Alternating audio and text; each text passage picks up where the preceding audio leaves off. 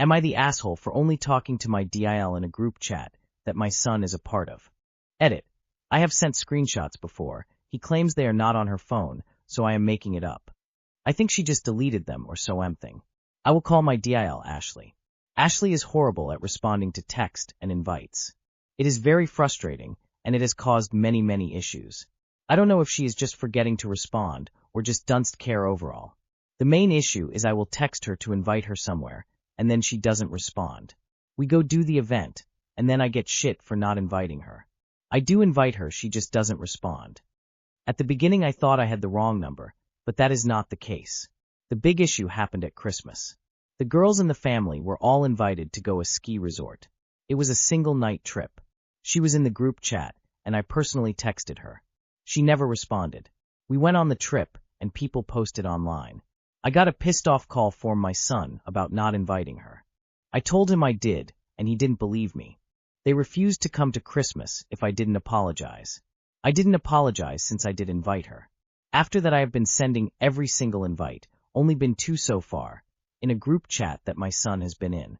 Our latest outing was last weekend, and it was just grabbing dinner. My son called me last night, asking me to stop including him in the texts, and I told him no. He claims it is causing problems, and I told him that isn't my problem. I am sick of being accused of lying about not inviting her. He ain't talking to me at the moment, and other people are following my lead with this. Am I being unreasonable? Not the asshole. If your son doesn't want to include it in every conversation about invitations, then he shouldn't be calling you on behalf of his wife. Not the asshole. It's causing problems because now DIL can't claim she wasn't invited, and they can't just blame you as a scapegoat. Not the asshole. But to be honest, I'd be more concerned that this seems like a calculated move from DIL to cut you out of their life. No one who really wants to be at events is ignoring multiple invites. Were there issues before the invite conflict?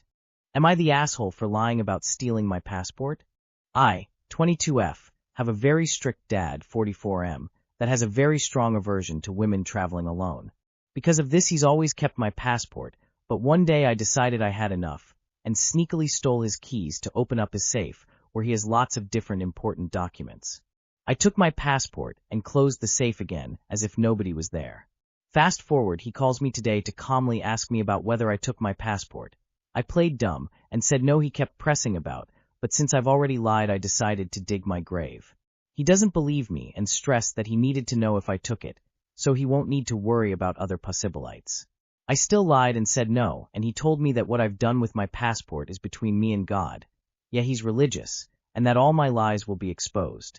I'm feeling really anxious and guilty about this, but I did lie because he's emotionally disowned me for less, and me traveling with my mom to see my other relatives seems to be a huge trigger. Maybe I should have come clean, I don't know. I keep getting mixed reactions from people. Am I the asshole for lying to my dad? You are 22. Your dad shouldn't have this much involvement in nor control over your life. Edit. Absolutely fucking not the asshole. Not the asshole. Withholding someone's passport is something a trafficker/modern slavery scheme owner would do. You are an adult. Your dad is being emotionally abusive. You didn't lie. Stealing implies that you took something that doesn't belong to you. You only reclaimed possession of your personal property. Not the asshole. Am I the asshole for calling out my brother-in-law after he scrutinized a high chair we returned? A few years ago, my brother-in-law showed up at our house with a used high chair his son was finished with.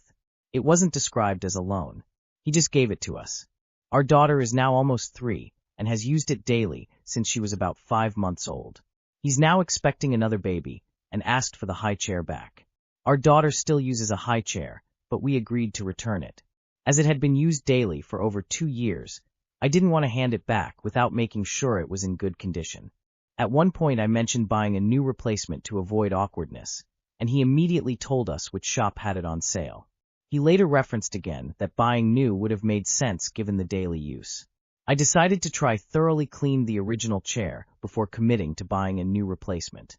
I scrubbed the frame, washed the seat, cleaned all the creases, etc. Given its age and heavy use, I felt it was in very good condition. When my husband dropped it off, my brother-in-law switched on a head torch and inspected it closely, looking into creases and under the seat, and commented that he still had to pick out bits of old food. My husband said it felt awkward. I later messaged him saying the inspection felt excessive and insulting given the effort I'd made. He replied that the inspection had been relayed out of context, again brought up that buying new would have made sense, and said the chair was grand. He later told my husband it was bad form to tell me about the inspection and that he shouldn't have said anything to me about it. He thinks he was just being careful for a newborn and that I overreacted. I think asking for back a heavily used item that was originally given as a gift, repeatedly suggesting we buy new, and then scrutinizing the returned chair was unnecessary and disrespectful. Am I the asshole for calling that out instead of just letting it go? Not the asshole, but I think you made a mistake in mentioning buying new as an option. He's being completely unreasonable by expecting a hand-me-down chair to be in perfect condition, and his child isn't going to use it as a newborn, so that argument is nonsense. Your brother-in-law is a piece of work. And by piece of work, I mean AH. The guy gave you a used chair and expected a new one back? Bah. Not the asshole. He gave you a used chair and wanted back a new one after you had stored it for 3 years.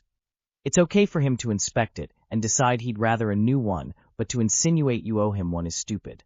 Am I the asshole for refusing to let my friend/coworker ride in my car after I found bed bugs?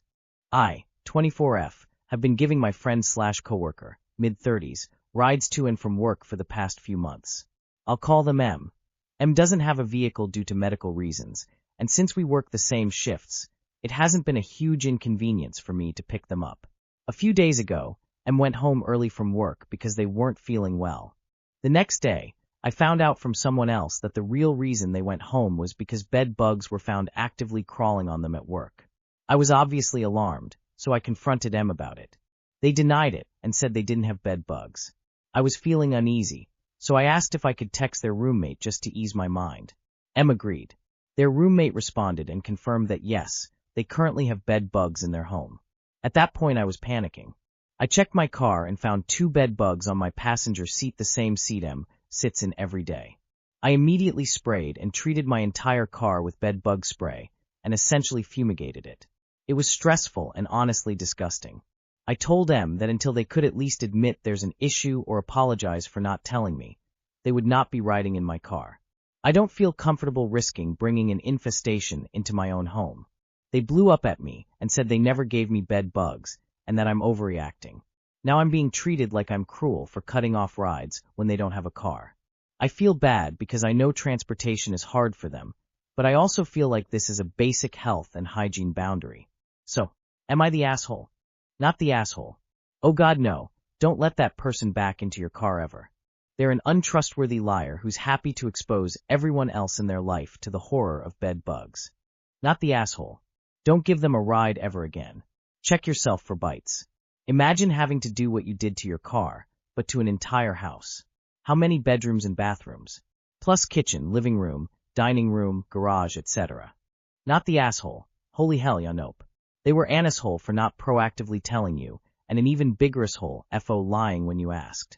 I get it sucks, there is stigma involved etc., but spreading pests to other people cause of your shame is not okay.